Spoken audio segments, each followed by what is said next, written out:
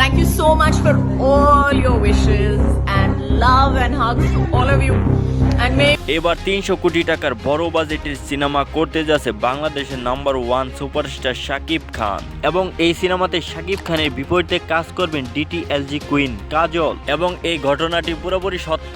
বাংলাদেশের সুপারস্টার শাকিব খান বর্তমানে দেশের বাইরে রয়েছেন এবং শোনা যাচ্ছে শাকিব খান খুব শীঘ্রই দেশের মধ্যে ফিরবেন এবং দেশে ফিরে তার হাতে কয়েকটি কাজ আছে, এগুলো কাজ সে শুরু করবে আর এগুলো কাজ শেষ করার পর শাকিব খান চলে যাবে জিমে, কারণ এগুলো সিনেমার পর শাকিব খানের হাতে রয়েছে 300 কোটি টাকার বাজেটের একটি সিনেমা এবং এই সিনেমাটি হবে পুরোপুরি দেশের বাইরে এবং এই সিনেমাতে শাকিব খানকে দেখা যাবে অন্যরকম একটা লুকে, যা এর আগের ছবিগুলোতে শাকিব খানকে এরকম দেখা যায়নি। সিনেমার বাজেটের কথা শুনে বোঝা যাচ্ছে এই সিনেমাটা কেমন হতে যাচ্ছে। এই সিনেমাতে বাংলাদেশ থেকে শুধু শাকিব খান থাকবে না, সাথে থাকবে নীরব ও বিদ্যা সিনহা মিম এবং তাদের দুজনকে এই সিনেমাতে দেখানো হবে দুজন গুরুত্বপূর্ণ ভিলেন হিসেবে, যেটি হতে যাচ্ছে দর্শকের জন্য চমকপ্রদ একটি দৃশ্য।